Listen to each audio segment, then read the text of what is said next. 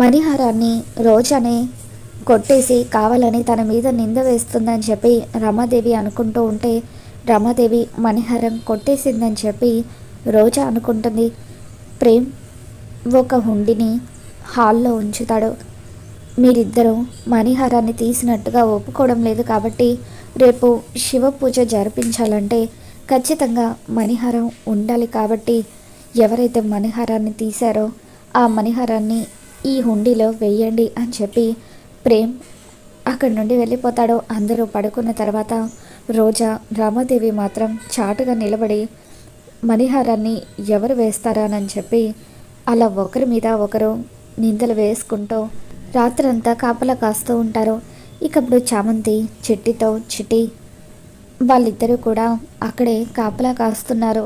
హుండీలో మణిహారాన్ని ఎలా వేయాలో అర్థం కావడం లేదు అని చెప్పి ఆలోచిస్తూ ఉంటుంది.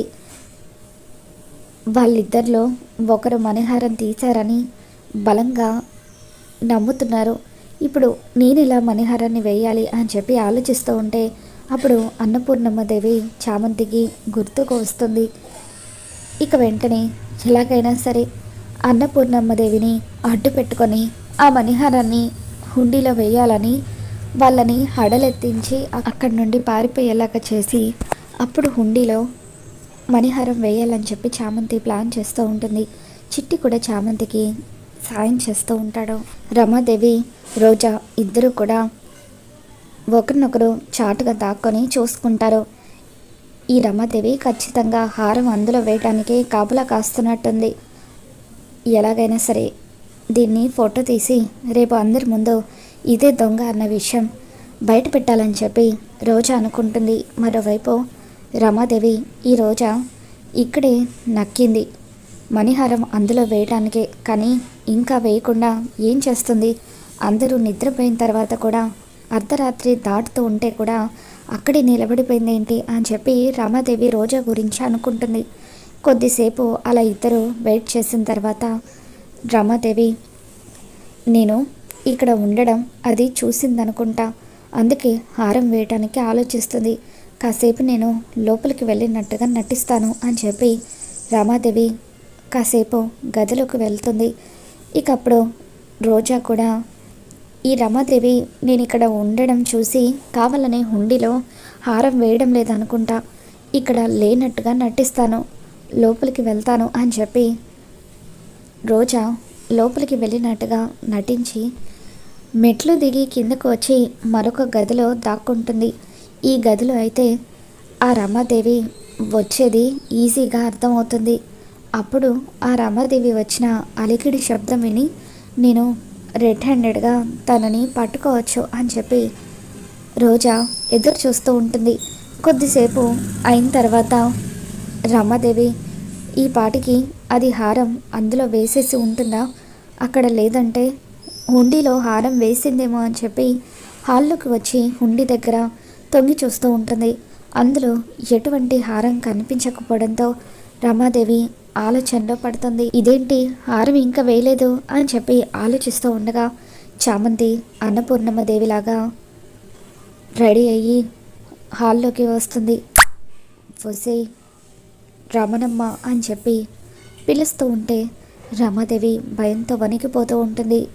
ఎవరు అని చెప్పి రమాదేవి అంటూ ఉంటే వసే రమణమ్మ ఈ అన్నపూర్ణమ్మ దేవిని మర్చిపోయావా అంటూ చామంతి మాట్లాడుతూ ఉంటే చిట్టి స్పెషల్ ఎఫెక్ట్స్ ఇస్తూ ఉంటాడు. అలా చామంతి మాట్లాడినప్పుడు రకరకాల లైట్స్ అన్నీ కూడా వస్తూ ఉంటాయి. ఇక అలా చామంతిలోకి అన్నపూర్ణమ్మ దేవి ప్రవేశించిందని చెప్పి రామాదేవి బలంగా నమ్ముతూ భయంతో వణికిపోతూ ఉంటుంది. రూమ్లో ఉన్న రోజా కూడా ఆ మాటలు వింటూ ఉంటుంది. నా సంస్థానంలో ఒకప్పుడు పని మనిషిగా చేసావు కదే, నువ్వు చేసిన కుట్రలు కుతంత్రాలు ఇవన్నీ కూడా నాకు మాత్రమే తెలుసు అని చెప్పి చామంతి అన్నపూర్ణమ్మదేవిలాగా మాట్లాడుతూ ఉండడంతో ఇకప్పుడు రామాదేవి అమ్మగారు అని చెప్పి దండం పెడుతూ భయంతో వణికిపోతూ ఉంటుంది. ఏంటే మణిహారాన్ని మళ్ళీ కాజేయాలని చూస్తున్నావా? ఎక్కడ తీసిన మణిహారాన్ని అక్కడే పెట్టు. ఈ హుండీలో వేసి రేపు శివరాత్రి రోజున శివునికి అలంకరించి నువ్వే దగ్గరుండి పూజలు జరిగేలాగా చెయ్యాలి. మళ్ళీ మణిహారం పవిత్రమయ్యేలాగా చేసే బాధ్యత నీదే. అలా కాదని దగ్గరుండి నువ్వు పూజ జరిపించకపోతే ఖచ్చితంగా నేను మళ్ళీ వస్తాను అని చెప్పి అన్నపూర్ణమ్మదేవి రమాదేవికి వార్నింగ్ ఇచ్చినట్టుగా చామంతి వార్నింగ్ ఇవ్వడంతో రమాదేవి భయంతో వణికిపోతూ, లేదమ్మగారు, ఆ మణిహారం నిజంగానే నేను తీయలేదు. కానీ ఒక్కసారి ఆ మణిహారాన్ని తీసిన వాళ్ళు దాన్ని ఇందులో వేస్తే ఖచ్చితంగా రేపు దగ్గరుండి నేనే పూజలు నిర్వహిస్తాను అని చెప్పి రమాదేవి అంటూ ఉంటుంది. సరే, రేపు కనుక మణిహారానికి పూజలు జరగకపోతే నేను మళ్ళీ వస్తాను, ఈసారి నీ ప్రాణం తీస్తాను అని చెప్పి చామంతి అక్కడి నుండి వెళ్ళిపోతుంది. ఇక జరిగిందంతా చూసిన తర్వాత రమాదేవి భయంతో వణికిపోతూ, వామ్మో, ఇక్కడే ఉంటే ఆ అన్నపూర్ణ నన్ను ఏం చేస్తుందో ఏంటో, ఆ మణిహారం అందులో వేయకపోతే ఆ రోజాకే నష్టం, నాకేంటని చెప్పి రమాదేవి అక్కడి నుండి వెళ్ళిపోతుంది. మరోవైపు రోజా కూడా భయంతో వణికిపోతూ, ఈ రాత్రి గడిచే వరకు గదిలో నుండి బయటకు రాకపోవడమే కరెక్ట్. ఈ రాత్రికి ఇక్కడే పడుకుంటాను. ఆ రామాదేవి అన్నపూర్ణమ్మదేవి మీద భయంతో అయినా ఆ హారాన్ని హుండీలో వేసేస్తుంది, పూజలు నిర్వహిస్తుంది. అయినా ఒకప్పుడు ఆ సంస్థానంలో ఈ రమాదేవి పని మనిషిగా చేసేదా? తన పేరు రమణమ్మన అని చెప్పి రోజా ఆలోచిస్తూ ఉంటుంది. రామాదేవి రోజా ఇద్దరు అక్కడి నుండి వెళ్ళిపోయిన తర్వాత చామంతి ఆ మణిహారాన్ని తీసుకువచ్చి హుండీలో వేసేస్తుంది. తర్వాత రోజు ఉదయాన్నే ప్రేమ్ హుండీలో మణిహారం ఉండడాన్ని చూస్తాడు. వెంటనే మామ్, వదిన, అన్నయ్య అందరూ రండి అని చెప్పి ప్రేమ్ పిలుస్తూ ఉంటే అందరూ హాల్లోకి వస్తారు. మణిహారం గురించి అందరూ కంగారు పడిపోయారు కదా, మణిహారం ఇక్కడే ఉంది, ఎవరో మణిహారాన్ని తీసిన వాళ్ళు ఇందులో వేసేశారు అని చెప్పి ప్రేమ్ అంటూ ఉంటాడు. నేనైతే కాదు ప్రేమ్ అని చెప్పి రమాదేవి అంటూ ఉంటే, నేను కూడా కాదు అని చెప్పి రోజా అంటూ ఉంటుంది. అంటే ఈ మణిహారాన్ని నేను తీసి దొంగతనంగా ఇందులో వేశానంటావా అని చెప్పి రమాదేవి అంటూ ఉంటే, డౌటా? ఖచ్చితంగా మీరే తీశారు. రాత్రి ఇక్కడ ఏం జరిగిందో అంతా కూడా నాకు తెలుసు అని చెప్పి రోజా అంటూ ఉంటుంది. కొంపు తీసి ఆ అన్నపూర్ణమ్మదేవి వచ్చేసింది, నన్ను రమణమ్మ అని పేరు పెట్టి పిలిచింది, ఇది వినేసి ఉంటుందా అని చెప్పి రమాదేవి కంగారు పడిపోతూ, ఎట్టి పరిస్థితులను నేను అక్కడ పని మనిషిగా చేశానన్న విషయం నా ఇద్దరి కొడుకులకు ఎప్పటికీ తెలియకూడదు అని చెప్పి, సరే రోజా, జరిగిందేదో జరిగిపోయింది, మణిహారం అయితే మన చేతికి వచ్చేసింది కదా, త్వరగా అందరూ వెళ్ళి రెడీ అవ్వండి, గుడిలో పూజలు నిర్వహించాలి అని చెప్పి రమాదేవి అంటూ ఉంటుంది. ఇక అలా అందరూ కలిసి రెడీ అయ్యి గుడికి వస్తారు. చామంతి కూడా రెడీ అయ్యి గుడికి వస్తుంది. ఇంకప్పుడు ప్రేమ్ చామంతితో, ఇప్పటికైనా మనసులో ఉన్నది బయట పెట్టొచ్చు కదా అని చెప్పి అంటూ ఉంటే, అప్పుడు చామంతి, నా మనసులో ఉన్నది నేను ఆల్రెడీ చెప్పేశాను కదా బాబు అని చెప్పి అంటూ ఉంటుంది. అప్పుడు ప్రేమ్, చూడు చామ్, ఈరోజు శివరాత్రి, అందరూ కూడా ఉపవాసం ఉండి రాత్రికి జాగారం కూడా ఉంటారు. ఈ జాగారం పూర్తయ్యే వరకు నేను ఓపికతో ఉంటాను. ఆ తర్వాత నీ మనసులో ఏముందో నువ్వు బయట పెట్టకపోతే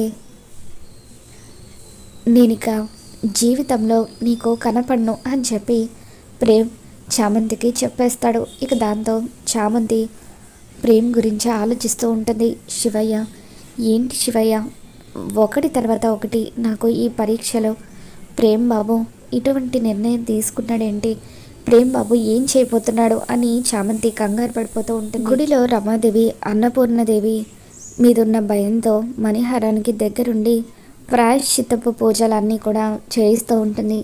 పూజలు పూర్తవుతాయి. అందరూ కూడా ఉపవాసం ఉంటారు.